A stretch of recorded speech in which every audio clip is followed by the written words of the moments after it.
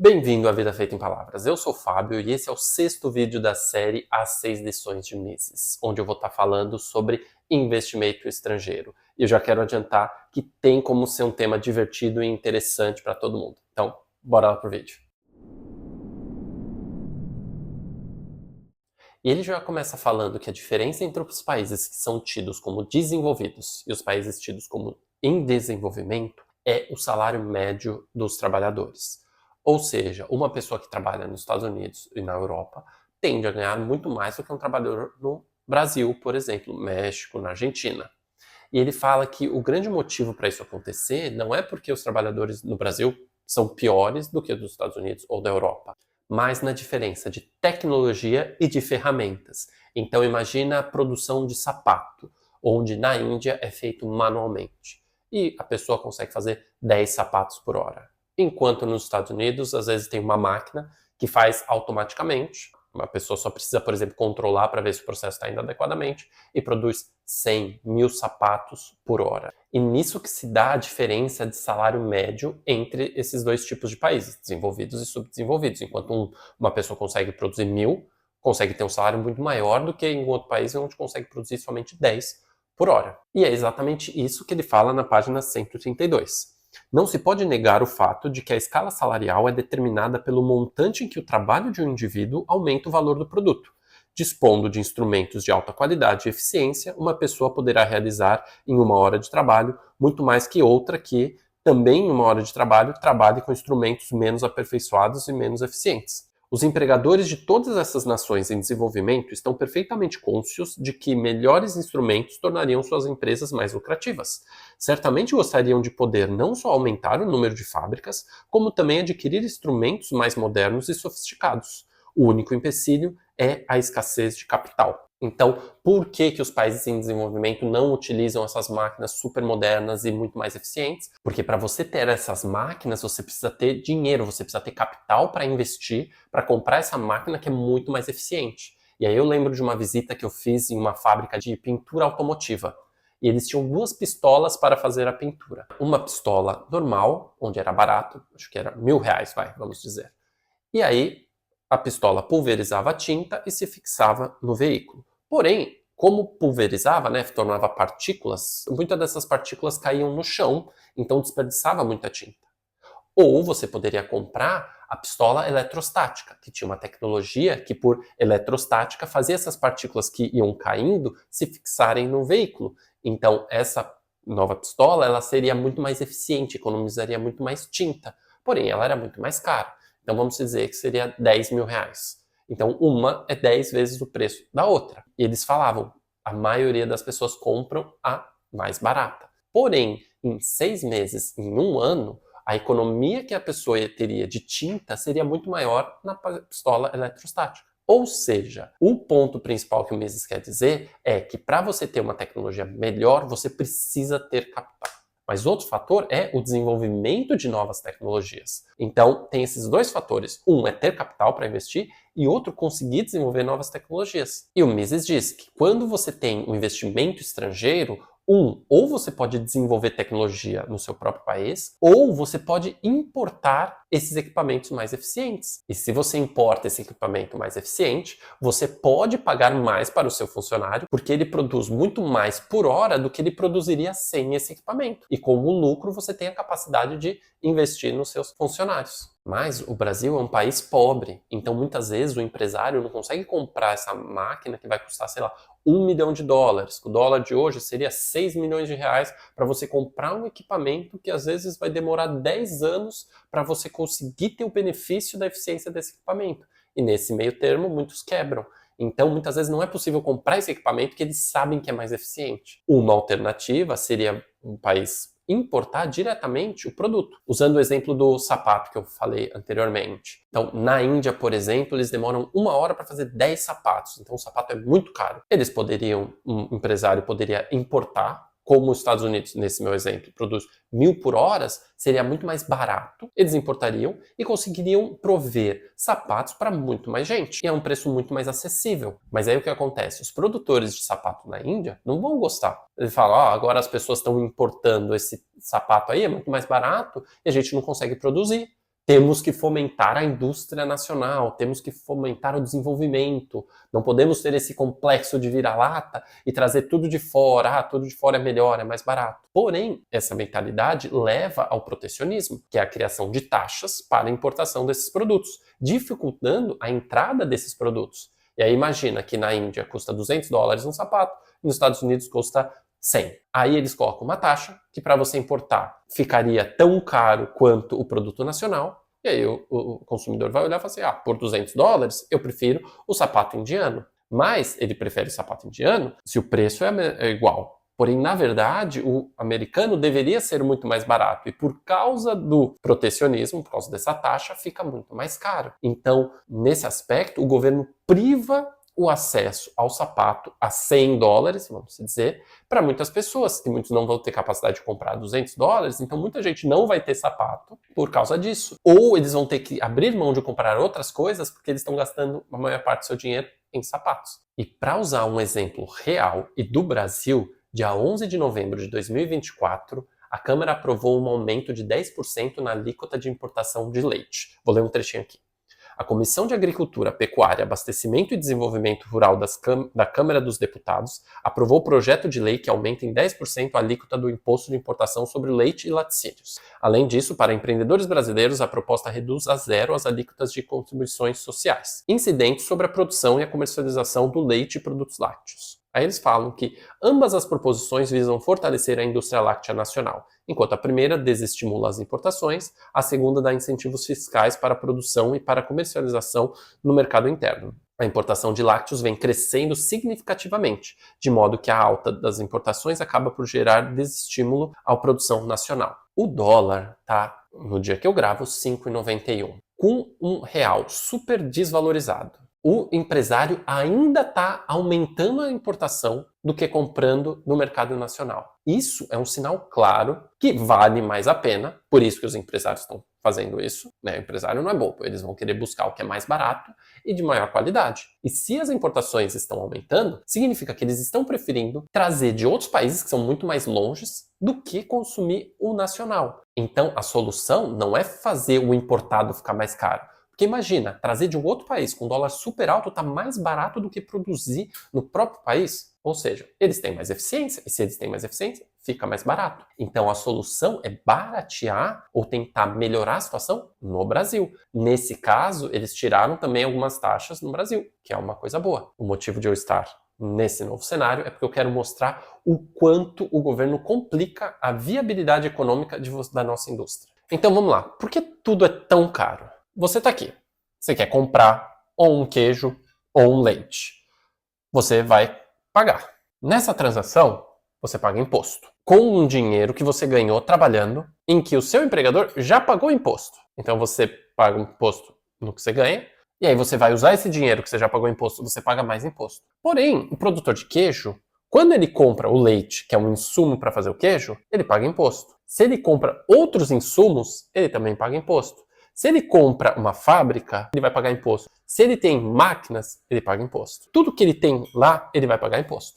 E aí tem o produtor de leite, que ele também vai ter que pagar imposto sobre todas as matérias-primas, sobre todos os processos, sobre a terra, sobre os seus empregados. Então todo mundo que ele contrata, ele paga imposto. E o leite vem da vaca. E o criador de gado também vai pagar imposto sobre toda a sua terra, sobre todos os insumos, todos os alimentos que o seu boi, sua cabra comem, todos os antibióticos. Então, todo o processo, em tudo que ele usa, ele vai pagar um monte de imposto. E aí, ração, por exemplo, vem das plantas, então do trigo, da soja. Esse produtor de soja também, quando vende a soja para o pecuarista, também tem imposto incidido sobre essa transação. Quando ele vai comprar os defensivos agrícolas, também tem imposto. Quando ele vai comprar o fertilizante, também ele paga imposto. A água, ele paga imposto. Para comprar a semente, ele paga imposto. E aí, o produtor de semente, se não for o mesmo, também na transação, se ele vende uma semente, ele vai pagar imposto. Então, em cada elo dessa cadeia de produção, você tem sempre um ou muitos, na verdade, impostos sendo incidido. Então, por isso que no Brasil é difícil você saber quanto que a gente paga de imposto. É impossível saber, porque todo mundo está pagando sobre todas as etapas do processo. Aí você vai comprar o leite por R$ 2. Tá, quanto que aquilo é de imposto durante todos esses processos e quanto não é? E mesmo que você consiga quantificar isso, o salário que você ganha também tem imposto incidido sobre isso. A empresa que te contratou também paga um monte de impostos, o INSS, por exemplo. Então, você não consegue nem saber. E isso tudo torna o processo ineficiente. Então, a solução é você tentar achar como que o processo pode ser mais eficiente. Assim que você estimula a indústria nacional, tirando todas as ineficiências. E imposto não gera valor sobre o leite. O leite não vai ser mais gostoso ou menos gostoso, de melhor qualidade, por causa do imposto. Então, isso é o que gera ineficiência. Então, ao invés de deixar o produto importado mais caro, vale mais a pena você deixar o produto nacional mais barato. E aí, você pode estar pensando, tá bom, mas e se tem uma pessoa que planta semente, cultiva o trigo, a soja, e tem também os gados, que aí essa mesma fazenda vai extrair o leite e vai fazer o queijo. Você não tem imposto em todas essas transações.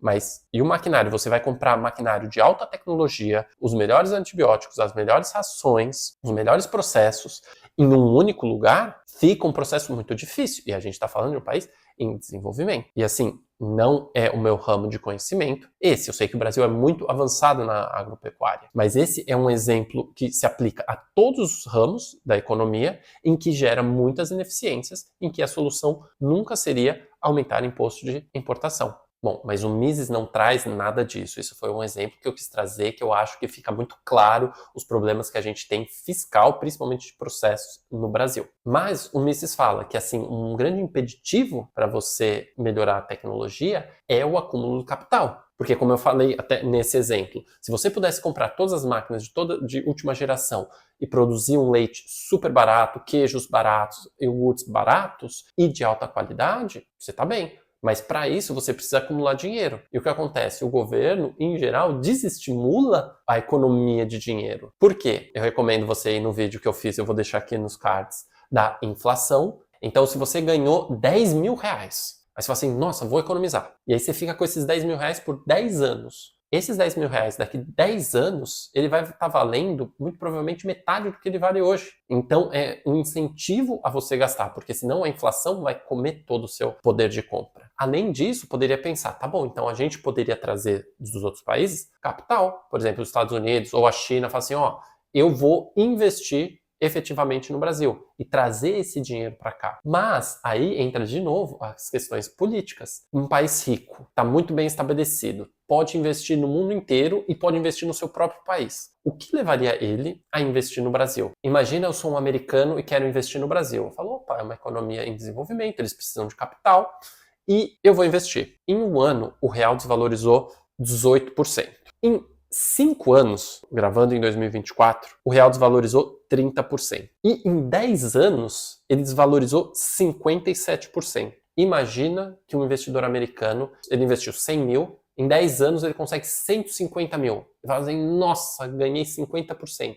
Mas como desvalorizou 57%, na verdade ele não só não ganhou dinheiro, como ele perdeu dinheiro. E o Mises não usa o exemplo do Brasil, mas ele fala aqui na página 146. Como já disse antes, as nações só têm uma maneira de alcançar a prosperidade, por meio do aumento do capital, com o decorrente aumento da produtividade marginal e o crescimento dos salários reais. No mundo sem barreiras migratórias, haveria uma tendência à equiparação dos padrões salariais de todos os países. Usando o exemplo do leite. As importações aumentaram. A economia é regida por oferta e demanda. Se a demanda do Brasil aumenta, os produtores internacionais tenderiam a produzir mais ou o preço se elevaria. Se eles produzem mais, eles vão precisar de mais gente trabalhando e aí eles contratariam mais gente. E tendo mais lucro, eles tenderiam a aumentar os salários. Então, isso que ele quer dizer quando ele fala que se não tivesse barreira migratória, todo mundo iria migrar aonde paga bem. As pessoas querem pagar pouco e querem receber um salário alto. E, em geral, é o que acontece. Se você for ver a taxa de migração do Brasil, as pessoas saindo do Brasil,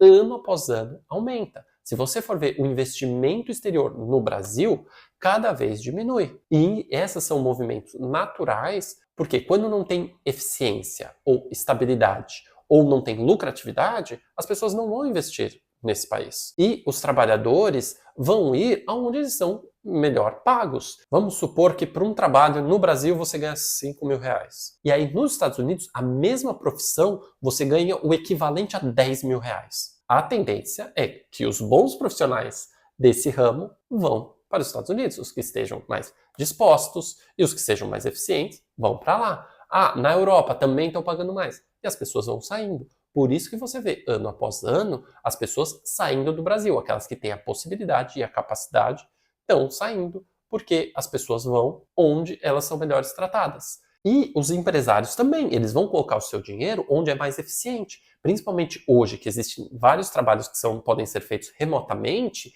para que eles vão contratar alguém com CLT no Brasil, com todas as situações e todas as restrições de uma CLT, enquanto às vezes eles contratam da Índia, do Paquistão, do Vietnã, do Camboja, onde fica muito mais barato, ou mesmo nos Estados Unidos. Então, os empresários vão escolher os lugares onde financeiramente vale mais a pena. Todo mundo quer pagar pouco e quer ganhar muito. Então, isso vai se nivelando quando não tem barreiras.